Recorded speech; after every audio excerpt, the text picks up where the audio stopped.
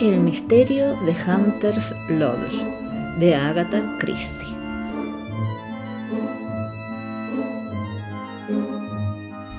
Al fin y al cabo, murmuró Poirot, es posible que no me muera esta vez. Viendo el comentario de un convaleciente, me pareció una muestra de optimismo beneficioso. Yo ya la había pasado y Poirot la sufrió también. Ahora hallábase sentado en la cama, recostado sobre una serie de almohadas con la cabeza envuelta en un chal de lana, y sorbiendo lentamente una tisana particularmente nociva que yo había preparado siguiendo sus indicaciones. Su mirada se posó complacida sobre una hilera de botellas cuidadosamente ordenadas que había en la repisa de la chimenea. Sí, continuó mi amigo.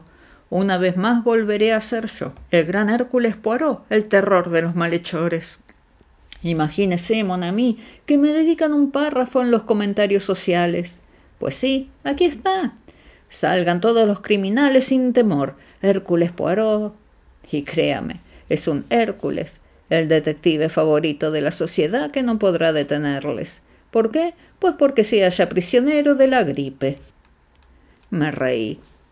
Bien, Poirot, se está convirtiendo en un personaje célebre y afortunadamente no ha perdido nada de especial interés durante este tiempo. Es cierto, los pocos casos que he tenido que rechazar no me han causado la menor pena. Nuestra patrona asomó la cabeza por la puerta. Abajo hay un caballero que desea ver a Monsieur Poirot o a usted, capitán. Viendo que está muy apurado y que es todo un caballero, he subido su tarjeta. Me la entregó. Roger Havering, leí. Poirot me indicó con la cabeza la librería y obediente fui a recoger el libro quién es quién. Poirot lo tomó de mis manos y empezó a volver sus páginas a toda prisa. Segundo hijo del quinto barón de Windsor. Se casó en 1903 con Zoe, cuarta hija de William Grab. Dije yo. Me parece que es la muchacha que solía actuar en el Frivolidad, solo que se hacía llamar C. Corrisbrook. Recuerdo que contrajo matrimonio con un joven de la ciudad poco antes de la guerra. ¿Le gustaría bajar y ver qué es lo que le ocurre a ese caballero, Hastings? Preséntele todas mis excusas. Roger Havering era un hombre de unos 40 años, de buena presencia y elegante. Su rostro expresaba una gran agitación. Capitán Hastings, tengo entendido que es usted el compañero de Monsieur Poirot. Es preciso que venga hoy mismo a Derbyshire. Me temo que eso sea imposible, repliqué. Poirot está enfermo, tiene gripe. Su rostro se ensombreció. Dios mío, eso es un gran golpe para mí.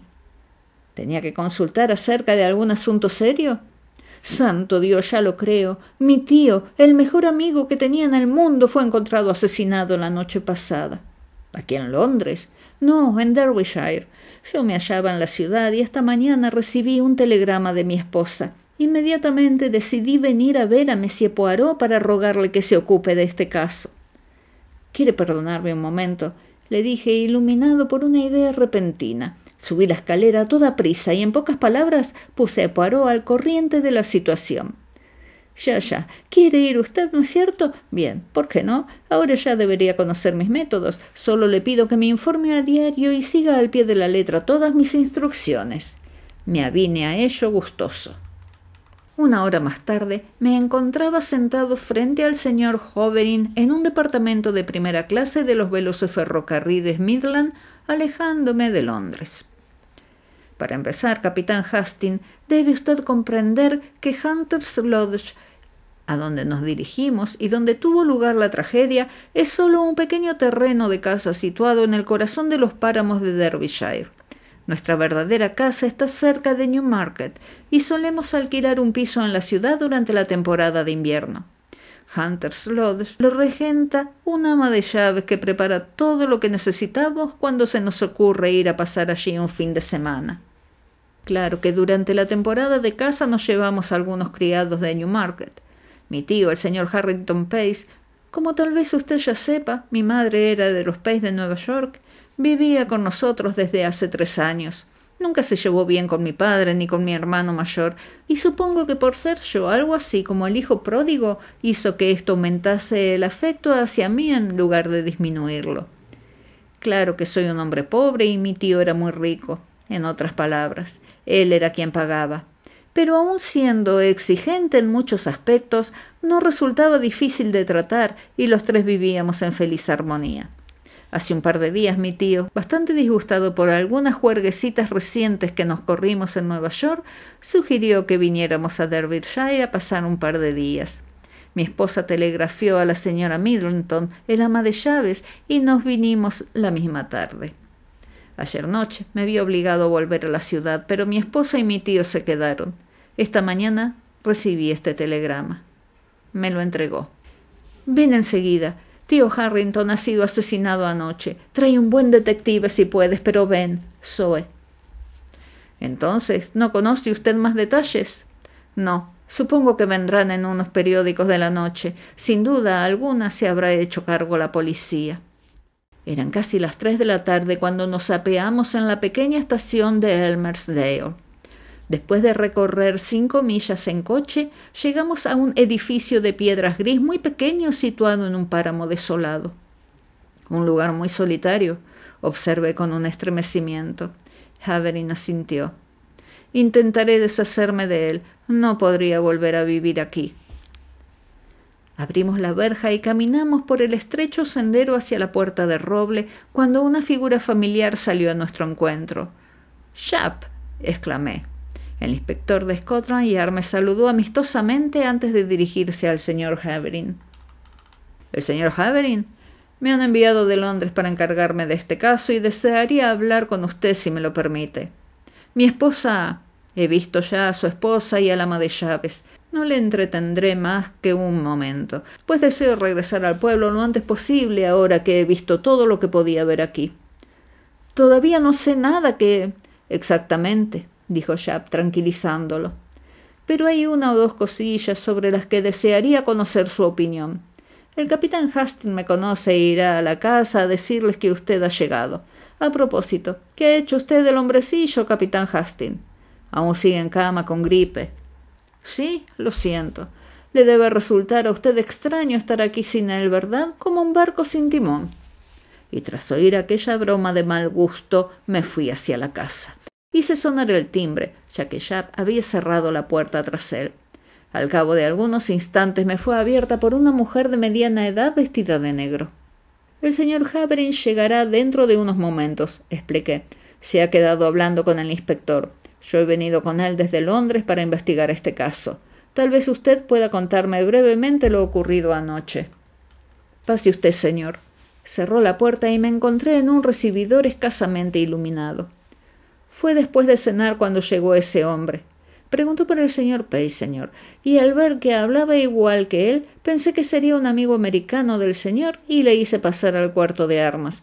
Y luego fui a avisar al señor Pace. No me dijo su nombre, lo cual es bastante extraño ahora que lo pienso. Al decírselo al señor Pace, pareció bastante intrigado, pero dijo a la señora: «Perdóname, Zoe, iré a ver lo que quiere ese individuo». Fui al cuarto de armas y yo volví a la cocina, pero al cabo de un rato oí voces como si discutieran y salía el recibidor, al mismo tiempo que salía la señora. Entonces oímos un disparo y luego un terrible silencio. Corrimos hasta el cuarto de armas, pero la puerta estaba cerrada y tuvimos que dar la vuelta para entrar por la ventana. Estaba abierta y dentro el señor Pace bañado en sangre. ¿Y qué fue de aquel hombre? Debió de marcharse por la ventana antes de que nosotros llegáramos. ¿Y luego? La señora Havering me envió a avisar a la policía. Tuve que andar 5 millas. Vinieron conmigo y el comisario se ha quedado aquí toda la noche y esta mañana ha llegado la policía de Londres. ¿Qué aspecto tenía el hombre que vino a ver al señor Pace? El ama de llaves reflexionó. Llevaba barba, era moreno, de mediana edad y usaba abrigo claro. Y aparte de su acento americano no me fijé en otros detalles. Ya, ahora podría ver a la señora Havering. Está arriba, señor. ¿Quiere que le avise? Si me hace el favor. Dígale que el señor Havering está fuera con el inspector Sharp y que el caballero que ha venido con él desde Londres está deseoso de hablar con ella lo antes posible. Muy bien, señor. Me sentía impaciente por conocer todos los hechos. Ya me llevaba 2 o 3 horas de ventaja y su prisa por marchar me hizo apresurarme. La señora Haverin no me hizo aguardar mucho. A los pocos minutos oí pasos en la escalera y al alzar los ojos vi a una joven muy hermosa que se dirigía hacia mí. Llevaba un vestido color rojo llama que realzaba la esbeltez de su figura y tocaba sus cabellos negros con un sombrerito de cuero del mismo color. Incluso la reciente tragedia no había podido empañar en modo alguno su vigorosa personalidad. Me presenté y ella inclinó la cabeza en señal de asentimiento. Claro que he oído hablar de usted y de su colega Monsieur Poirot. Juntos han realizado ustedes cosas maravillosas, ¿no es cierto? Mi esposo ha sido muy inteligente en acudir a usted tan pronto. Ahora quiere interrogarme. ¿No es el medio más sencillo para saber todo lo que desee con respecto a este doloroso asunto? Gracias, señora Haverin. Dígame, ¿a qué hora llegó ese individuo? Debió de ser poco antes de las 9. Habíamos terminado de cenar y estábamos tomando el café. ¿Su esposo se había marchado ya a Londres? Sí, se fue en el tren de las 6:15. ¿Fue en coche hasta la estación o andando? Nuestro coche no está aquí. Vino a recogerle uno del garage Hermesdale con tiempo para ir al tren. ¿El señor Pace estaba como de costumbre? Desde luego, normal en todos los aspectos. ¿Ahora podría describirme al visitante? Me temo que no. Yo no lo vi.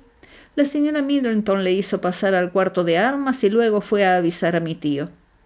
¿Qué dijo su tío? Pareció bastante contrariado, pero acudió enseguida. Unos 5 minutos más tarde oí voces airadas. Salí corriendo al recibidor y casi tropecé con la señora Middleton. Luego oímos el disparo. La puerta del cuarto de armas estaba cerrada por dentro y tuvimos que ir a dar la vuelta y entrar por el ventanal. Claro que eso nos llevó algún tiempo y el asesino pudo escapar. Mi pobre tío, su voz tembló, había recibido un balazo en la cabeza. Vi en el acto que estaba muerto y envié a la señora Middleton a dar parte a la policía. Tuve gran cuidado de no tocar nada de la habitación y dejarlo todo tal como lo encontramos. Hice un gesto de aprobación. ¿Y el arma?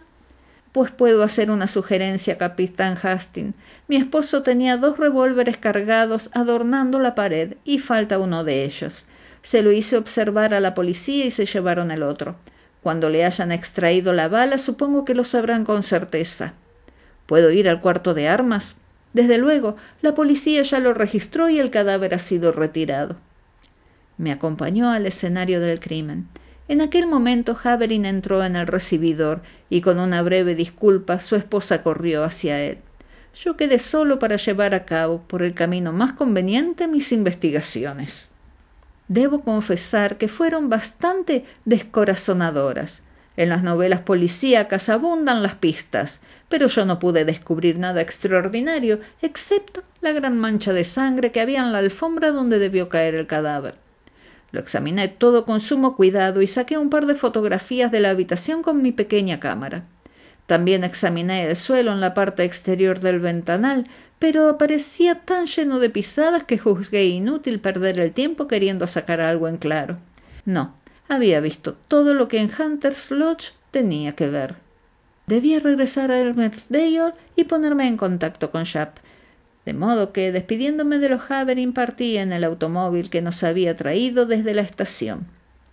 Encontré a Sharp en Marrock Arms y me acompañó a ver el cadáver. Harrington Pace era un hombrecillo menudo, bien rasurado y de aspecto típicamente americano. Le habían disparado por la parte posterior de la cabeza y a corta distancia. Se volvería un momento, observó Sharp, y el criminal cogería el revólver y dispararía. El que nos entregó la señora Haverin estaba cargado y supongo que el otro también. Es curiosa la serie de tonterías que comete la gente. Mira que tener un par de revólveres cargados colgados de la pared. ¿Qué opina usted de este caso? Pregunté cuando Sharp hubo terminado. Pues de momento no pierdo de vista a Haverin. Oh, sí, exclamó a ver mi expresión de asombro. Haverin tuvo un par de incidentes sospechosos en su pasado.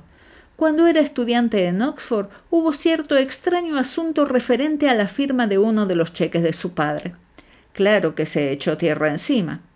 Luego, ahora tiene bastante deudas y son de la clase que ni le gustaría presentar ante su tío, y en tanto que es casi seguro que el testamento de éste será a su favor. Sí, no le pierdo de vista y por eso deseaba hablar con él antes de que él viera a su esposa. mas sus declaraciones han resultado ciertas y he estado en la estación y no cabe duda de que se marchó en el tren de las 6:15, de modo que llegaría a Londres a las 10:30. Dice que fue directamente a su club, cosa que también se ha confirmado. Por lo tanto, no pudo haber disparado un tiro a su tío llevando una barba negra. Ah, sí, iba a preguntarle qué opina usted sobre esa barba. Creo que creció muy deprisa, durante las 5 millas que separan Elmersdale del Hunter's Lodge. La mayoría de americanos que he conocido van muy bien afeitados.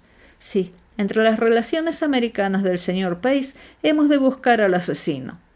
Primero interrogué al ama de llaves y luego a la señora, y sus historias coinciden, aunque lamento que la señora Havering no viera a ese individuo. Es una mujer inteligente y hubiera podido observar alguna cosa de particular que nos pusiera sobre su pista. Tomando asiento, escribió una extensa referencia de los acontecimientos a Poirot, y antes de echar la carta al correo pude agregar varios detalles más. La bala había sido extraída, comprobándose que fue disparada con un revólver idéntico al que obraba en poder de la policía. Todos los movimientos del señor Havering durante la noche en cuestión habían sido comprobados y no cabía la menor duda de que había llegado a Londres en el tren indicado. Y por último, había ocurrido un suceso sensacional. Un ciudadano que vivía en Ealing, al cruzar Heaven Green para dirigirse aquella mañana a la estación del ferrocarril del distrito, había encontrado entre los raíles un paquete envuelto en papel castaño. Al abrirlo, descubrió que contenía un revólver. Hizo entrega de su hallazgo a la policía local y antes de la noche se comprobó que era el que andaba buscando. El compañero del que nos había entregado la señora Havering. Había sido disparada una de sus balas. Todo esto fui agregando a mi informe. A la mañana siguiente, mientras desayunaba, llegó un telegrama de Poirot. Claro que el hombre de la barba negra no era Havering. Semejante idea solo pudo habérsele ocurrido a usted o a Japp. Telegrafíeme la descripción del ama de llaves y las ropas que vestía esta mañana, así como las de la señora Havering. No pierda el tiempo tomando fotografías interiores que no salen bien ni son artísticas. Me pareció que el estilo de Poirot era innecesariamente dichoso. También tuve la impresión de que sentía celos de mi posición en aquel caso y de la serie de facilidades que se me ofrecían para solucionarlo. Su petición de que le describiera las ropas de las 2 mujeres me pareció sencillamente ridícula, pero lo hice tan bien como supe. A las 11 recibí el telegrama de respuesta de Poirot. Diga a Japp que detenga al ama de llaves antes de que sea demasiado tarde. Confundido, llevé el telegrama a Japp, que lanzó un juramento. Ese Monsieur Poirot es el mismísimo diablo.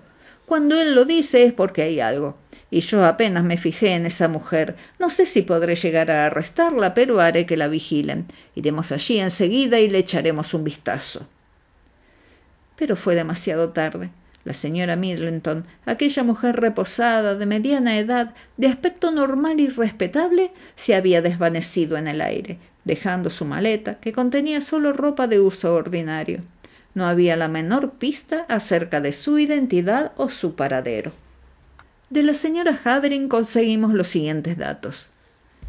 La contraté hará cosa de 3 semanas, cuando se marchó nuestra anterior ama de llaves, la señora Emery. Me la proporcionó la agencia Selborne de Mount Street. Todos mis criados me los proporcionaron allí. Me enviaron varias mujeres, pero la señora Middleton me pareció la mejor y tenía muy buenos informes. La admití enseguida y se lo notifiqué a la agencia. No puedo creer nada malo de ella. Es una mujer tan agradable. Todo aquello era un verdadero misterio.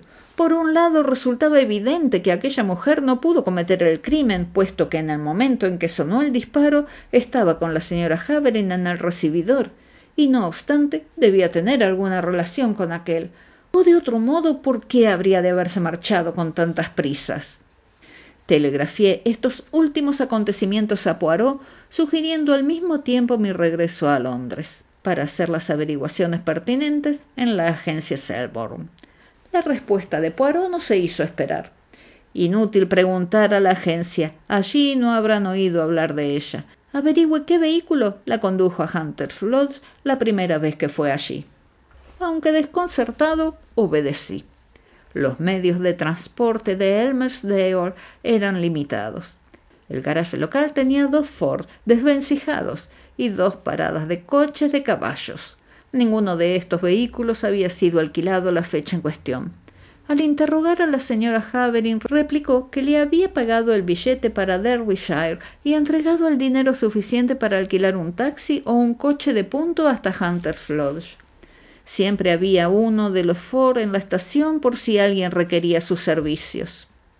Considerando que allí nadie había observado la llegada de un extraño, con barba negra o sin ella, la noche fatal, todo parecía señalar que el asesino había llegado en un automóvil que quedó esperando por las cercanías para ayudarle a escapar, y que el mismo automóvil había llevado a la misteriosa ama de llaves hasta su nuevo empleo. Debo hacer constar que las averiguaciones hechas en la agencia de Londres resultaron según los pronósticos de Poirot. En sus libros no constaba ninguna señora Middleton. Habían recibido la solicitud de la señora Havering para que le buscaran un ama de llaves y le enviaron varias aspirantes. Cuando ella les avisó de que ya había admitido una, se olvidó de hacer constar el nombre de la escogida. Un tanto desanimado, regresé a Londres. Encontré a Poirot instalado en una butaca junto al fuego y con un batín de seda deslumbrante. Me saludó con gran afecto. «Mon ami Hastings, cuánto celebro verle. La verdad es que siento un gran afecto por usted. Se ha divertido, ha ido de acá para allá con Japp, ha interrogado e investigado a su satisfacción». «Poirot», exclamé, «este caso es un misterio. Nunca podrá resolverse». «¿Es cierto que no vamos a cubrirnos de gloria con él?» «No, desde luego. Es un hueso bastante duro de roer». «Oh, hasta ahora no he encontrado ninguno demasiado duro. Soy un buen roedor». «No es eso lo que me preocupa. Sé perfectamente quién asesinó a Harrington Pace». «¿Lo sabe? ¿Cómo lo ha averiguado?» «Sus iluminadas respuestas a mis telegramas me han proporcionado la verdad. Mire, Hastings, examinemos los hechos metódicamente y con orden. El señor Harrington Pace es un hombre de fortuna considerable que su muerte irá a parar a manos de su sobrino, punto número 1. Se sabe que su sobrino se encuentra en una situación apurada, punto número 2. Se sabe también que su sobrino es, digamos, un hombre de pocos escrúpulos, punto número 3. Pero se ha probado que Roger Havering estaba en el tren que le llevaba a Londres. Precisamente, y por lo tanto, puesto que el señor Havering abandonó Elmersdale a las 6:15 y en vista de que el señor Pace no había sido asesinado antes de que él se marchase, ya que el médico hubiera dicho que la hora del crimen estaba equivocada al examinar el cadáver, sacamos la consecuencia de que el señor Havering no mató a su tío. Pero queda la señora Havering, querido Hastings. Imposible. El ama de llaves estaba con ella cuando se oyó el disparo. Ah, sí, el ama de llaves, pero ha desaparecido. Ya la encontraremos. Creo que no. Hay algo extraño en esa mujer. ¿No le parece así también a usted, Hastings? Me llamó la atención enseguida. Supongo que representó su papel y luego se marchó sin pérdida de tiempo. ¿Y cuál es su papel? Pues admitir la presencia de su cómplice, el hombre de la barba negra. Oh, no, eso no era su papel, sino el proporcionar una coartada a la señora Havering en el momento en que se oyó el disparo, y nadie logrará encontrarla, mon ami, porque no existe. No existe tal persona como dice su gran Shakespeare. Fue Dickens, murmuré, incapaz de reprimir una sonrisa. ¿Qué quiere usted decir, Poirot? No le entiendo. Quiero decir que Sue Havering fue actriz antes de casarse, y que usted y Japp solo vieron al ama de llaves en el recibidor poco alumbrado. Una figura vestida de negro, de voz apagada y, por último, que ni usted ni Japp ni la policía local, a quien fue a buscar la señora Middleton, vieron juntas al ama de llaves y su señora. Fue un juego de niños para esa mujer osada e inteligente. Con el pretexto de avisar a su señora, sube la escalera, se viste con un traje llamativo y un sombrero con rizos oscuros que coloca sobre los grises para lograr la transformación. Unos toquecitos más y el maquillaje renovado, y la deslumbrante Zoe Havering baja de nuevo con su voz clara y bien timbrada. Nadie se fija en el ama de llaves. ¿Por qué iban a fijarse? No hay por qué relacionarla con el crimen. Ella también tiene su coartada. Pero ¿y el revólver encontrado en Helling? La señora Havering no pudo dejarlo allí. No, fue cosa de Roger Havering. Pero fue un error por su parte que me puso sobre la verdadera pista. Un hombre que ha cometido un crimen con un revólver encontrado en el lugar del homicidio lo arroja enseguida y no lo lleva consigo a Londres. No, su intención es evidente. El criminal deseaba concentrar el interés de la policía en un punto alejado de Derbyshire. Claro que el revólver encontrado en Earling no era el que disparó la bala que mató al señor Pace. Roger Havering, después de hacerlo disparar a su vez, lo llevó a Londres. Luego fue directamente a su club para establecer su coartada y después a Ealing. Solo se tardan 20 minutos. Dejó el paquete en el lugar donde fue encontrado y regresó a la ciudad. Esa encantadora criatura, su esposa, dispara tranquilamente contra el señor Pace después de la cena. ¿Recuerda que le dispararon por detrás? Otro detalle significativo. Vuelve a cargar el revólver, lo coloca de nuevo en su sitio y luego, con la mayor astucia, representa su comedia. «Es increíble», murmuré fascinado. «Y sin embargo...» «Y sin embargo es cierto». «Bien, sir, amigo mío, es cierto. Pero el entregar a esa preciosa pareja a la justicia es otra cosa. Bien, Japp hará todo lo que pueda. Le he escrito dándole cuenta detallada de todo, pero mucho me temo, Hastings, que nos veremos obligados a dejarles en manos del destino o Le Mondier, lo que prefiera». «Todos los pillos tienen suerte», le recordé. «Sí, pero siempre a un precio, Hastings. Croyez-moi». Las palabras de Poirot se confirmaron. Japp, aunque convencido de la verdad de su teoría, no pudo reunir las pruebas necesarias para hacerlos confesar. La enorme fortuna del señor Pace pasó a manos de sus asesinos. Sin embargo, la mano de Dios cayó sobre ellos. Y cuando leían los periódicos que los honorables señores Havering se encontraban entre las víctimas de la catástrofe ocurrida al Air Mail que se dirigía a París, supe que la justicia quedaba satisfecha.